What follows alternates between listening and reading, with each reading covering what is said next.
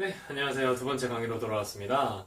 저번에 이제 운동역학 쪽에서 용어 정리를 했다면 이번에는 그 용어 정리한 부분들을 좀 더 자세하게 다뤄보는 그런 시간을 갖도록 하겠습니다. 보면은 일단 물리 1 수준에서 강의를 시작하겠고요. 네, 그러면 시작해 보도록 하겠습니다. 운동역학 강의 이동 거리에서 충격량까지 자, 한번 달려가 볼까요? 자, 저희가 저번에 했을 때 이동거리라는 것도 있었고 변이라는 것도 있었습니다. 이동거리는 스칼라, 그에 해당하는 벡터량이 변이, 그리고 속력, 스칼라량, 그거에 해당하는 벡터량이 속도라고 저희들이 알고 있었습니다. 그러면 가속도는 뭐죠? 네, 벡터량. 네, 그러면 그거를 알면 자, 이동거리 변이는 저희가 했었으니까 이제 건너뛰고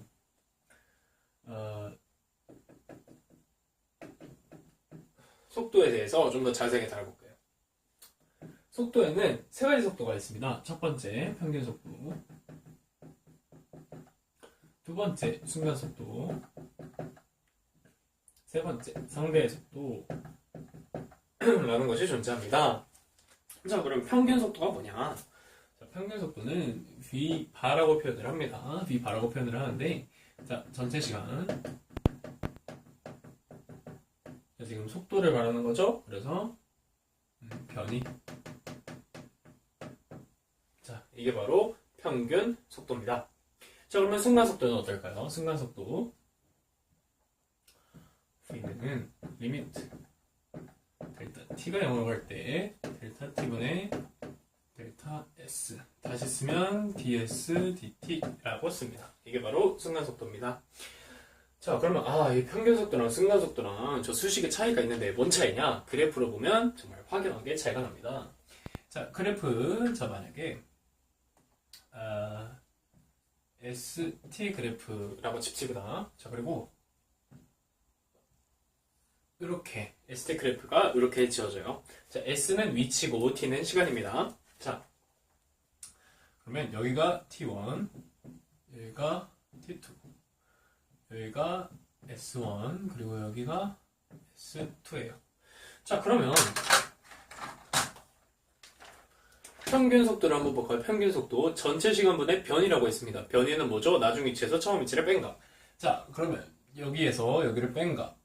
자, 얘를 이어주면 요 기울기가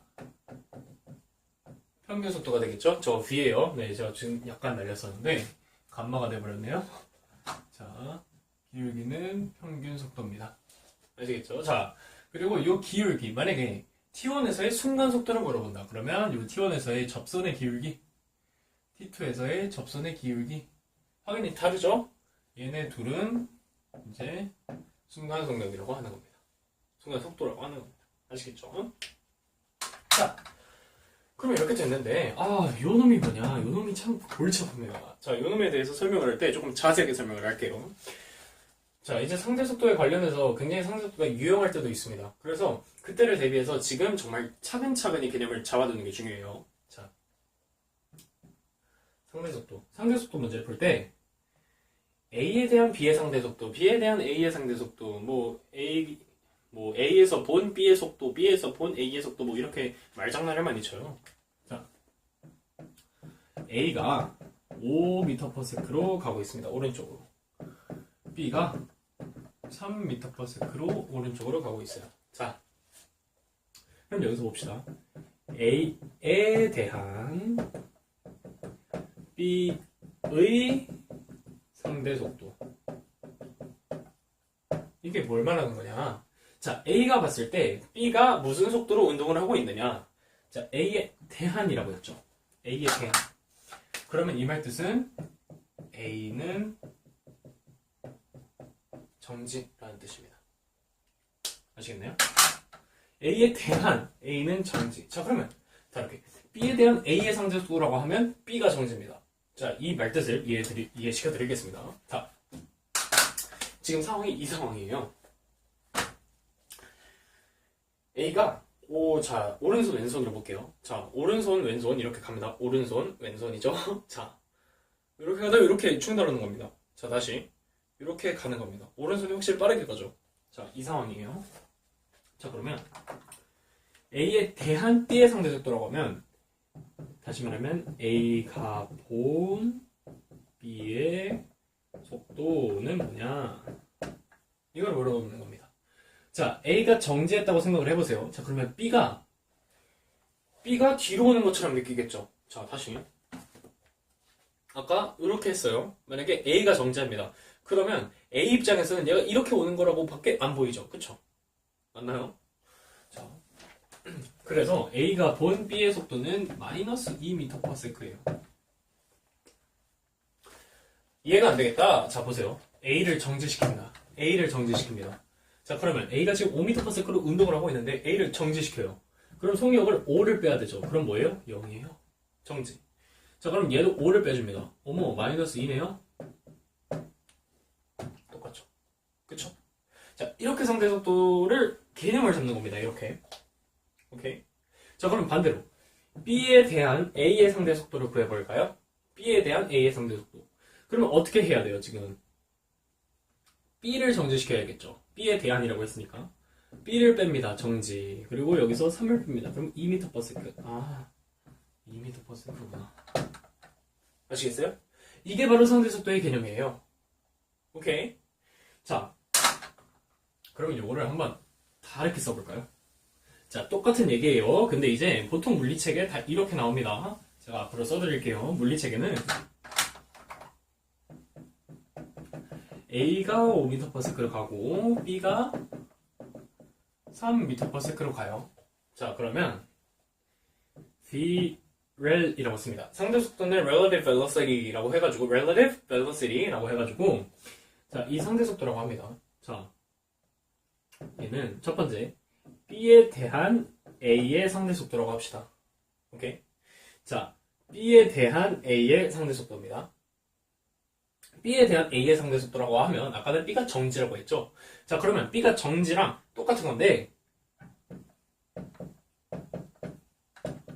이겁니다. 자, 여기서 이렇게 쓰지 말고 문자로 쓸게요. 문자. 자, 이렇게 표현을 합니다.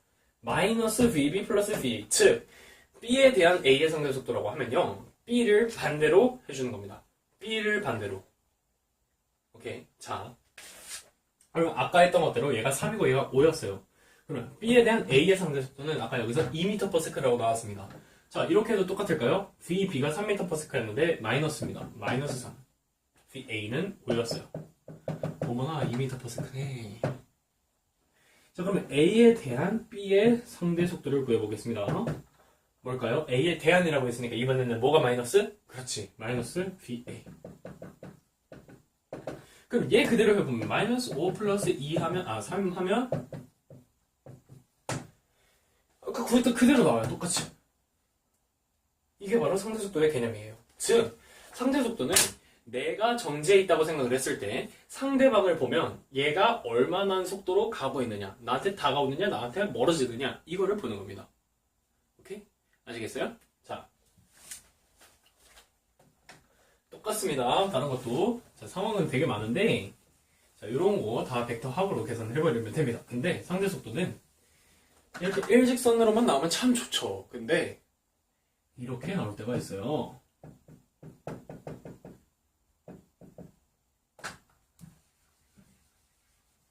자, 사거리예요. 여기서 B가 4m/s. 자, 여기서 그걸 구해볼까요? A에 대한 B의 상대속도를 구해봅시다. 오케이. 자, A에 대한 B의 상대속도라고 했어요. 자, 그러면 A를 반대로 해줘야겠죠. A가 지금 동쪽으로 가고 있는데 서쪽으로 A 3m/s. 그리고 B는 그냥 더해줍니다. 4m/s. 벡터의 합은 이미 다 알고 계시죠? 자, 그러면 요거서 평행사변 양법에 의해서 크기는 3, 4, 피타고라스 정리에 의해서 5m/s. 자, 5m/s로 여기는 남서쪽. 오케이. 자, 그러면 반대로 B에 대한 A의 상대속도를 봅시다.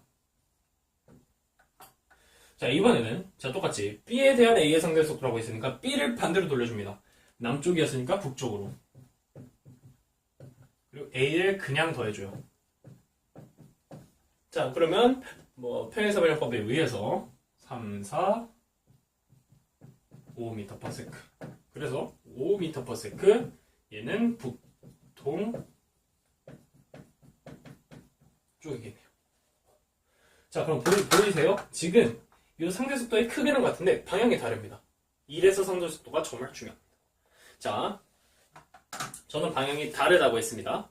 자, A에 대한 B의 상대속도, B에 대한 A의 상대속도 항상 반대라고는 제가 말을 못 드리겠습니다. 왜냐면 더 응용되면 약간 또 이상한 방향이 나올 수가 있어요. 근데 방향이 다르다는 거, 그 주체가 바뀌면 방향이 달라질 수 있다는 거 제가 말씀드리겠습니다. 자, 상대속도는 이 정도 개념만 알면요, 이런 문제는 쉽게 풀 수 있습니다. 다만 이 상대속도를 이용하게 하는 문제들은 어렵습니다. 그거는 이제 나중에 수능 특강이 나오면 그때 같이 제가 문제풀이하면서 더 가르쳐 드리도록 하겠습니다. 알겠죠? 자, 자, 그러면 이 속도 부분이 끝났어요. 와, 어머, 많이 떨어지네요. 자, 이 속도 부분이 끝났어요. 아, 그러면 이 속도가 끝났으니까 다음엔 뭘까요? 이제 저희는 속도, 속력 이런 거를 다 했어요. 그럼 이제 여기다가 앞에다가 글자 하나 더 붙이자. 가속도. 가속도. 자, 그럼 가속도에는 뭐가 있을까요? 아, 평균 가속도 있겠지. 그치? 순간 가속도, 그치, 있겠지. 상대 가속도, 있어요? 있어. 있는데, 자, 상대 가속도는 있습니다. 그런데, 저희가 보통 일상생활에서 상대 가속도의 개념을 체험할 수는 없어요. 왜냐하면 저희가 아까 이렇게 오른손 왼손 이렇게 가는 거랑 저희가 만약에 운전을 한다고 칩시다. 운전을 하면 이제 제가 만약에 뒷차를 운전하고 있어요. 근데 앞차가 갑자기 앞으로 가더니 갑자기 멈춰요.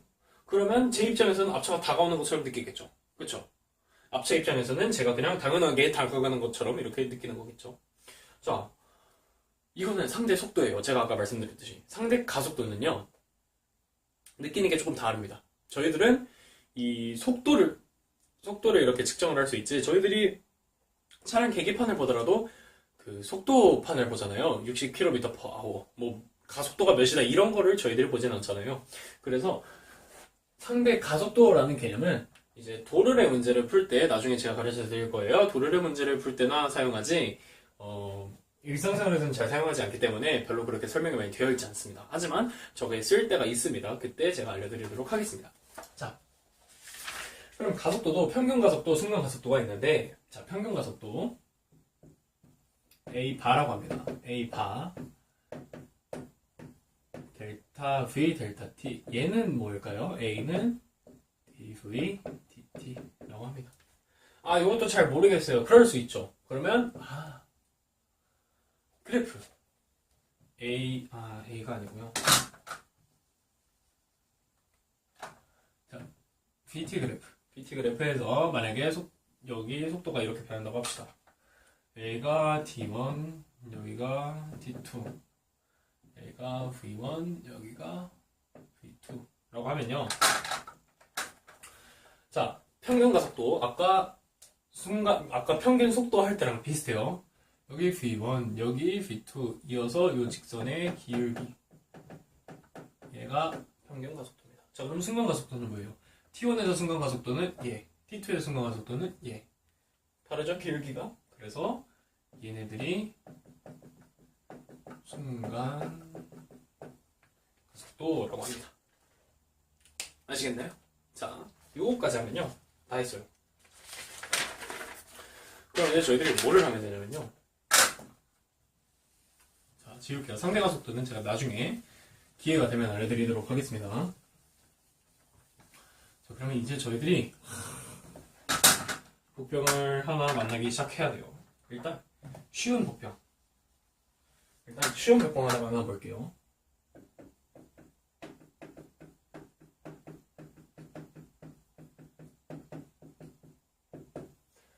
얘를 정확히 하셔야 됩니다. 이 등속 직선 운동. 자, 등속 직선 운동은 용어 정리 때 설명을 드렸어요. 일정한 속도로 운동하는 운동. 다시, 일정한 속도로 진행하는 운동. 자, 일정한 속도라고 했어요. 그러면 속도는 크기와 방향을 동시에 포함합니다. 속도가 같다라는 말은 크기도 같고 방향도 계속 같습니다. 그러면 결국 직선 운동밖에 할 수 없겠죠. 오케이? 당연하죠. 제가 가는 방향으로 속도가 같아요. 그러면 당연히 이 방향으로 직선 운동을 하게 되겠죠. 그래서 등속 직선 운동이라고 하게 되는 겁니다. 그래서 보통 등속 운동을 한다 이렇게 말하기도 해요. 자, 등속 운동이라고 한다는 네, 그렇게 쓸 수도 있고요. 근데 등속 운동이랑 등속도 운동은 완전히 다릅니다. 네, 다른 게 있어요. 그거는 제가 나중에 원운동을 배우게 되면 설명을 드릴게요. 원운동 할 때는 원운동은 속력은 만약에 등속 원운동이라고 하면 그때 등속은 등속력입니다. 근데 여기서는 일단 속도가 일정한 직선 운동이라고 합시다. 그래서 등속 직선 운동, 속도가 같은 운동이라고 보시면 되겠습니다. 자, 등속 직선 운동을 할 때 저희들이 많이 보는 그래프가 있어요. 첫 번째 VT 그래프, 두 번째 ST 그래프. 자, 너무 검은색으로만 했으니까 이제 초록색으로 한번 해봅시다. 자, VT 그래프. 자, 등속이라고 했어요. 속도가 일정하다고 했어요. VT 그래프. 그러면 이렇게 잡았죠. 이렇게. 자, 그러면 이 넓이가 의미하는 게 뭘까요? 이런 거 넓이 구하고 싶지 않아요? 자, 이런 거 넓이 구하고 싶은데 생각을 해봅시다. 만약에 제가 5m/s로 즉 1초에 5m씩 가는 그 속력으로 5초 동안 갔어요. 그럼 몇 미터를 가나요? 25m를 가겠죠. 1초에 5m니까 5초에 25m. 어떻게 나왔어요? 속력에다가 시간을 단순히 곱한 거죠. 그러면 제가 25m를 갔다라는 이동 거리가 나오는 거죠. 그래서 이 S 이동 거리는 VT라는 식이 나옵니다. 그래서 이 VT 그래프에서 이 면적이 의미하는 거는 이동 거리예요. 그럼 변이는 안 되나요? 돼요. 왜? 여기는 직선 운동이니까. 등속 직선 운동이니까 변이라고 해도 되고 이동 거리라고 해도 돼요. 근데 더 정확하게 말할게요. 변이. 변이는 무슨 일이 있어도 VT입니다. 아시겠죠? V가 음수더라도 VT입니다. 자, 제가 이거를 강조하는 이유는 이따가 등가속도 직선 운동을 하면 굉장히 많이 헷갈려요. 그래서 말씀드리는 겁니다. 자, 변이는 무슨 일이 있어도 VT입니다. 아시겠죠? 자, 그럼 ST 그래프는 어떻게 그려지냐? 속도가 같다고 했어요. 아까 속도는 뭐라고 했어요? 델타 S, 델타 T. 즉, ST 그래프에서 기울기를 의미한다고 했죠. 그러면 기울기가 일정한 정밀의 함수겠네요. 그쵸? 자, 그러면 여기서는 기울기 이게 속력이다 라는 거를 아시면 될 것 같습니다. 이 수식을 이렇게 그래프로 표현한 것 뿐이에요. 맞죠? 자, 그러면 여기서는 왜 넓이를 안 구해요? 라고 하시는 분들이 있었어요. 하시는 학생들이 있었는데 왜 안 구할까요? 자, 예를 들어 아까처럼 5m/s의 속력으로 5초 동안 갔습니다. 그러면 25m를 이동했죠. 자, 그러면 요 25m에다가 속도 5초를 또 곱해봅시다. 그럼 125라는 숫자가 나오는데 이게 어떤 의미를 가질까요? 만약에 저에게 힘이 주어져서 이렇게 갔다. 뭐 예를 들어 25N의 힘으로 5m를 갔다. 그러면 FS 곱하면 그건 뭐예요? 1. 근데 지금은 그냥 얘가 운동을 하고 있는데 5m/s의 속력으로 그냥 이렇게 등속 직선 운동을 하고 있는데 5초 동안 갔어. 25m 갔어. 그럼 5초를 갔다고 곱해. 그럼 125. 네, 아무런 표현할 게 없습니다. 의미가 없다는 소리예요. 그래서 여기서는 넓이를 구하지 않습니다. 아시겠나요? 자, 그래서 등속 직선 운동에서 뿐만 아니라 변이에서 VT 그래프에서 V하고 T를 곱한 값은 즉 요 면적은 변이다. 변이입니다. 제가 강조할게요. 변이입니다. 이거는 항상 성립하는 거예요. 어떤 운동에서든. 자, 그럼 얘는 ST 그래프에서 요 기울기는 속력이다. 이렇게 보시면 될 것 같습니다. 아시겠나요? 네. 자, 그러면 등속 직선 운동 다 했어요. 그럼 이제 진짜 물리 포기자들이 많아지는 그 일명 물포자들이 많아지는 첫 부분이 생겼습니다. 뭐냐?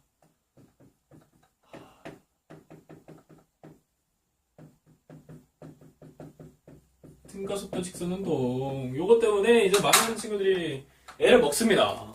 요거 못하겠다. 왜냐? 일단은 식을 외워야 돼요. 네, 식을 외워야 돼요. 일단은. 그 외우는 게 싫죠. 자, 첫 번째. 여기 식이 뭐가 있어요? 세 가지가 있죠. 저희들이 하는 거. 아시는 분들은 따라 부르시면 될 것 같습니다. B는 B0 플러스 AT. S는 B0T 플러스 2분의 1 AT 제곱. EAS는 V제곱 마이너스 V0의 제곱. 자, 여기 안 보일 텐데, 자, EAS는 V제곱 마이너스 V0 제곱. 요 세 가지 식이 있습니다. 이 세 가지 식이 있는데, 여러분, 여기 공부할 때, 제발 그냥 무작정 외우려고 하지 마세요. 처음 공부하면 특히. 그리고, 내가 만약에 유도 과정을 모른다. 내가 이 식이 왜 나오는지 모른다 하시는 분들은 지금 한번 다시 보세요. 꼭. 왜냐하면, 그래야 이 식의 의미가 더 전달이 잘 됩니다. 식의 유도 과정을 알아야 합니다. 제가 여기서 강조드릴게요. 자, 만약에 이 식의 유도 과정까지 다 알고 계시다면 과감하게 넘기세요. 근데 유도 과정은 꼭 한 번은 알아두셔야 됩니다. 자, 먼저 이 첫 번째 B는 B0 플러스 AT가 어떻게 나오냐? 일단 수식적 증명 유도라고 하겠습니다. B는 B0 플러스 AT예요. 여기 어디서 나왔냐면 정의에서 나왔어요. 무슨 정의? 가속도의 정의. A는 dv dt라고 했습니다. 자, 이 미분 연산자는요, 수학 연산자로 곱하기로 이렇게 변환이 가능합니다. 이거는 수학에서 물어보세요. 자, 그러면 여기서 dv는 A dt라고 합니다. 이 미소 연산자가 붙어있으면 뭐 하고 싶어요? 적분이 하고 싶네요. 저만 그런가요? 자, 일단 적분이 하고 싶어요. 자, 그럼 여기서 적분 상수를 넣어줄 거예요. 자, v 마이너스 편의상 v0는 at. v0는 뭡니까? 초기의 속력. 초기의 속력이 있을 수 있잖아요. 예를 들어 2m/s로 이렇게 운동을 하고 있었는데 가속도 1m/s 제곱으로 이렇게 간다. 그러면 이제 2 더하기 1 곱하기 시간 이렇게 하는 겁니다. 자, 그래서 B는 B0 플러스 AT라는 식이 나왔죠. 첫 번째. 자, 두 번째. 요 식을요. T에 대해서 또 적분을 해요. 한 번 더 적분을 해요. 자, 그러면 어떻게 나오냐? 이거 적분하면 뭐 나와요? VT겠죠. 얘 적분하면 뭐예요? V0T 플러스 2분의 1 AT 제곱. 왜냐면 요거 T 1창을 적분을 했으니까. 자, 그러면 아까 여기서 제가 계속 강조했던 부분. VT는 뭐라고요? 변이라고요. VT는 무슨 일이 있어도 변이에요. 자, S는 V0T 플러스 2분의 1 AT 제곱. 더하기 여기 적분상수 S0 붙여주든 말든. 자, 두 번째 끝. 자, 그러면 이 세 번째가 문제예요. 세 번째. 자, 여러분, 요 세 번째에서 EAS는 B제곱 빼기 B0 제곱이에요. 얘네 두 개랑 다른 점을 찾으셨나요? 얘네 두 개랑? 그렇지. T가 없어요. T가. 시간항이 없어요. 저희가 등가속도 직선 운동을 이제 문제를 푸는데 만약에 시간이 안 주어져 있다. 시간을 구할 수가 없다. 도대체. 그러면 바로 이거를 생각하시는 겁니다. 아시겠죠? 자, 얘는 어떻게 나와요? 딱 봐도 T가 없으니까 요 식에서 T는 뭐예요? A분의 B-B0. 그렇죠? 자, 그럼 요 T를 여기에다가 그대로 집어넣는 겁니다. 자, 그러면 S는 B0 곱하기 A분의 B-B0 더하기 2분의 1 곱하기 A 곱하기 A 제곱분의 B제곱 마이너스 2B0 더하기 B0 제곱이죠. 완전 제곱식. 자, 그러면 편의상 양변에 2A를 곱해줄게요.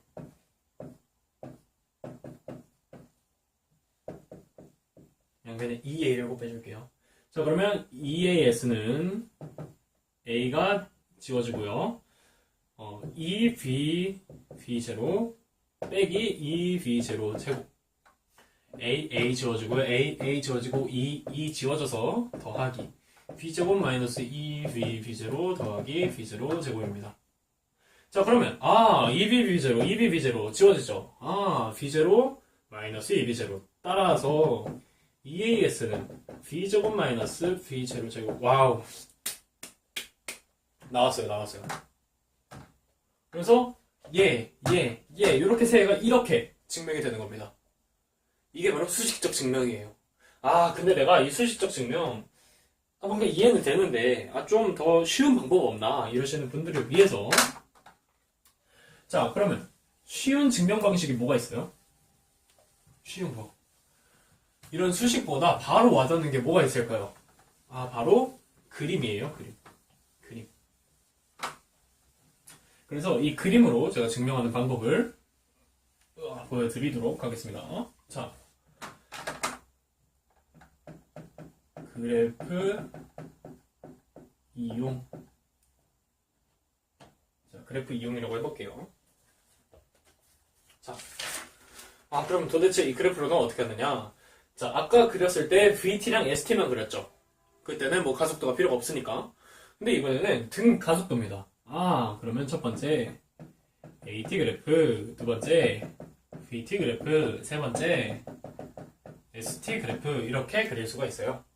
자, AT 그래프 아까 이렇게 그리면 돼요. A, T. 그러면 아까 등속 직선 운동에서 이 넓이가 어떤 거를 의미했죠? 등속 직선에서는 VT니까 뭐 변이. 그렇지. 자, 그러면 AT는 뭘까요? AT. 변이는 이동 거리의 변화량이에요. 그러면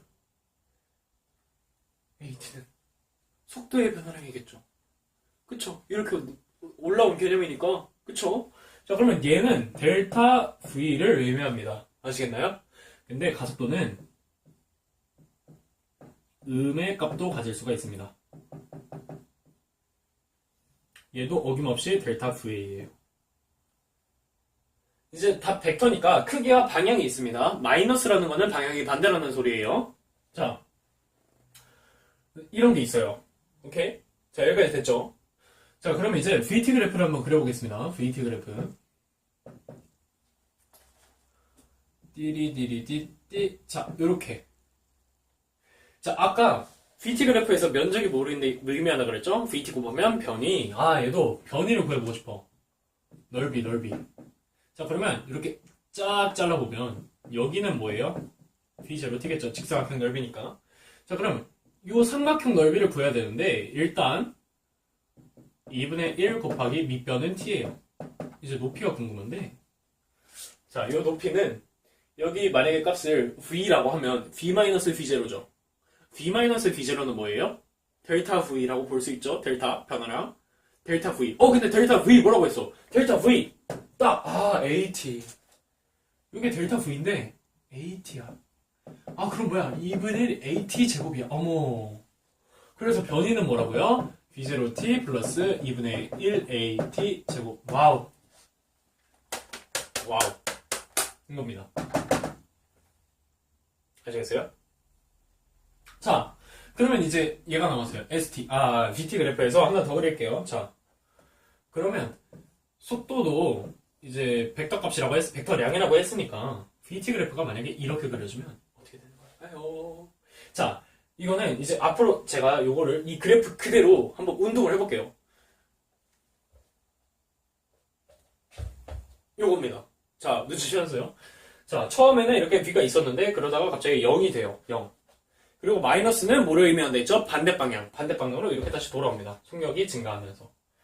즉, 자, 만약에 여기서 변이를 구하고 싶다. 그런데 요 넓이 S1이라고 하고요. 뭐 어떤 특정한 여기를 S2라고 합시다. 요 S1과 S2가 같아버리면 변이는 얼마예요? 0. 자, 아까 제가 변이 S는 VT라고 했어요. V가 음수일 때도 똑같다고 했죠. 자, VT,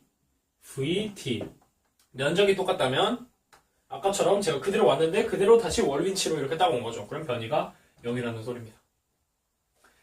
S1이 S2보다 크게 되면 이 변이는 0보다 크겠죠. S2가 더 크게 되면 변이는 음수가 나옵니다. 즉, 제가 뒤로 더 이동했다는 소리겠죠. 아시겠어요? 네, 이 정도로 설명을 하도록 하겠고, 자, ST 그래프는 이렇게 그려집니다. 등가속도 직선 운동에서 요렇게럼 그려집니다. 자, 그럼 이제 여기서 뭐를 의논할 수 있을까요? 속력밖에 의논할 게 없겠죠, 여기선. 자, 만약에 여기랑 평균 속도를 구하고 싶다. 평균 속도는 여기랑 직선의 기울기, 순간 속도는 여기 접선의 기울기. 오케이, 이건 알고 있는 거죠. 자, 근데 ST 그래프에서 하나 더 볼게.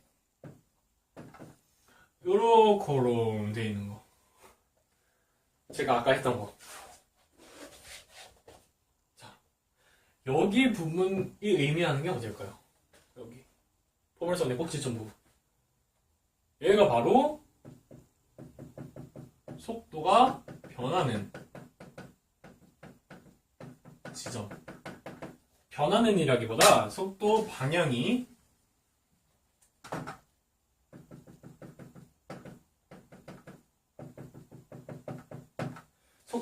변하는 지점이에요. 자, 봅시다. 자, 이 그래프, 이 접선의 기울기가 속도라고 했어요. 속도. 자, 처음에 양이에요. 양의 값인데 요게 자꾸 크기가 감소하죠. 그러다가 여기는 0. 즉 멈췄다는 소리예요. 그런데 여기서 이제 음수로 이렇게 치닫습니다. 즉 속도의 방향이 바뀌는 거겠죠. 오케이. 속도의 방향이 바뀌는 겁니다. 자, 그럼 이제 마지막으로 등가속도 직선에서 마지막으로 자 AT 그래프를 한번 볼게요. AT 그래프. AT 그래프 중에서 요거랑 똑같이 만약에 AT 그래프가 이렇게 나와 있어요. AT 그래프. 자, 그러면 이 AT 그래프는 자, 그러면 저 AT 그래프는 어떻게 되는 거예요? AT 그래프. 이렇게 그리면 1번. 자, 여기 부분에서 속력이 변한다. 2번. 여기 부분에서 물체가 멈춘다. 어떤 게 맞을까요? 어떤 게 맞을까요? 아, 1번. 여기 부분에서 속도가 변한다. 2번. 여기 부분에서 물체가 멈춘다. 어떤 게 맞을까요? 둘 다 틀립니다. 자, 봅시다. 자, 1번 제가 잘못 말했네요. 여기 부분에서 이제 속도의 방향이 바뀐다. 였고요. 자, 그러면 여기 부분에서 왜 속도의 방향이 안 바뀔까요? 자, 가속도가 0이면 속도의 방향이 바뀌는 건가요? 그러면 이제 속도가 0이라는 소리인데 가속도가 0이면 속도가 0인가요? 아니요. 아니죠. 자, 가속도가 0인데 가속도가 0이라는 거는 더 이상 가속되지 않는다는 거예요. 빨라지지 않는다는 거예요. 속도가 커지지 않는다는 거예요. 커지지 않는다는 건데 속도가 0이라는 거는 말도 안 되는 소리죠. 커지지 않는다는 거지. 그쵸? 자, 헷갈리지 마세요. AT 그래프, 보통 이제 사람들이 낚으려고 요 VT 그래프 대신 AT 그래프를 요렇게는 그려놔요. 그러면 이제 학생들은 여기 다 속는 거죠. 여기서는 그냥 가속도가 0일 뿐입니다. 그러면 속도는 언제 0이에요? S1, S2 얘가 같을 때, 요 두 개 면적이 같을 때 델타 V는 0이 되겠죠. 그때 속도가 0이 되는 겁니다. 아시겠나요? 아시겠나요? 자, 여기까지가 등가속도 직선 운동까지예요. 이해되셨죠? 자, 나중에 문제를 풀면 제가 더 많은 것을 가르쳐 드릴 수 있습니다. 자, 그럼 이제 다 왔어요. 등가속도 직선 운동 더 끝냈고, 자, 아까 여기 적혀있는 요 세 개씩은 외우세요. 문제를 푼다고 하면 제가 보통 물리는 암기 과목이 아니라고 제 친구들한테 자꾸 그래요. 근데 암기 과목이 아닌 건 맞는데 저 식들은 외워줘야 돼요. 그래야 더 이제 문제를 빨리 풀 수 있게 돼요. 네, 알겠습니다. 자, 지금 영상이 잠깐 끊겼을 건데 제 핸드폰이 그 33분 이상을 못 찍어요. 그래서 거기서 끊긴 점 죄송하게 생각하고요. 자, 그러면 이제 다 하세요. 한 이제 8분만 더 있으면 돼요. 자, 이게 저희가 해야 될 게 운동량과 충격량 마지막이에요. 오케이. 자, 운동량은 용어 정리 때 운동하는 정도를 나타내는 양. 물체가 운동하는 정도니까 물체 질량이 운동하는 양이니까 V. 속도. 자, 충격량은 충격받은 정도, 어떤 힘을 줬으니까 충격이 가해졌겠죠. 에다가 가해주는 정도, 이렇게 델타 T. 그래서 힘 곱하기 시간, 얘는 질량 곱하기 속도라고 하는 겁니다. 자, 그러면 봅시다. 여기서 정말 기막힌 게 나와요. 기막힌 발견이 나와요. 자, 봅시다. 저희가 일명 짝퉁 피머 공식. F는 MA. 얘는 뭐예요? A가 뭐죠? M의 뭐였죠? A가 델타 V, 델타 T. 뭔가 보이세요?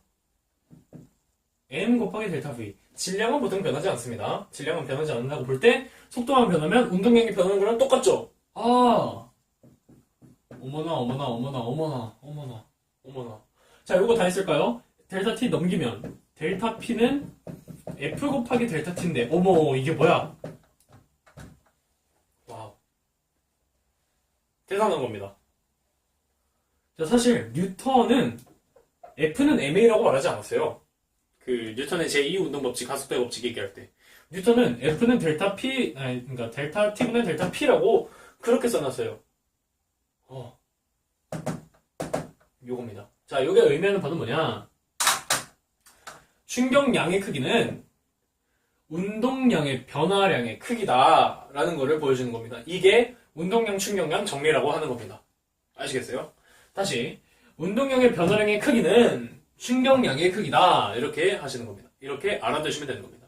알겠어요? 이게 바로 뭐라고요? 운동량, 충격량 정리인 거예요. 수식 가지고 막 이렇게 해봤는데 이렇구나 이런 겁니다. 아시겠어요? 자, 그럼 이제 이 충격량에 대해서 조금 더 논의를 해볼게요. 자, 충격량. 충격량 하면 FT 이렇게 곱하면 보통 이런 그래프가 나와요. 정말 쉽게 봅시다. FT 그래프인데 여기 만약에 F고 뭐 여기 만약에 T라고 해봅시다. 요 곱한 요 넓이 값이 뭐예요? 충격량. 그쵸? 자, 근데 보통 충격량 물어볼 때 항상 나오는 그래프 모양이 있어요. 뭐냐? 요겁니다.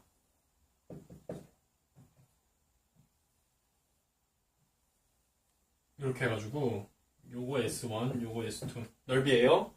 요게 F1, 요게 F2라고 합시다. 만약에 S1하고 S2가 같으면 충격량이 같아요. I가 같아요. 근데 F가 달라요. 지금 델타 T가 다르다는 소리인데, 자, I가 일정한데, 즉 면적이 같아서 I가 똑같은데 F가 더 커요. 그러면 델타 T는 작아져야 되겠죠. 그쵸? 자, 그러면 이게 뭐를 의미하는 거냐? 보니까 요 T가 S1은 좀 짧죠. S2는 좀 커요. 그쵸? 자, 이게 뭘 의미하는 거냐? 즉, 같은 충격량을 받아도 내가 만약에 시간을 길게 그 충격을 받으면 내가 받는 힘이 이렇게 적어집니다.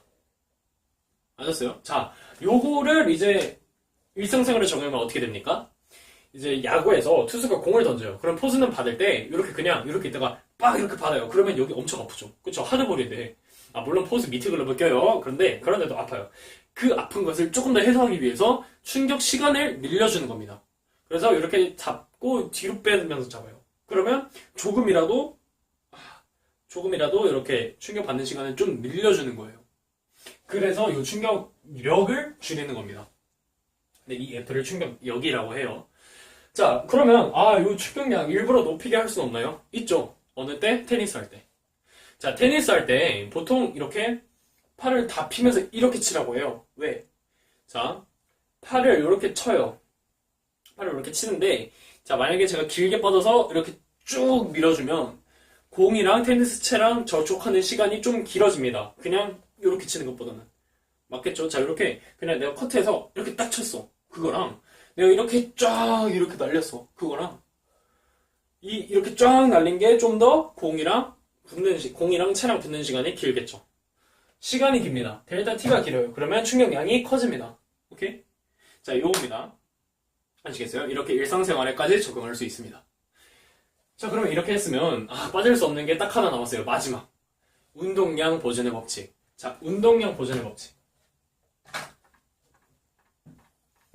따로 운동량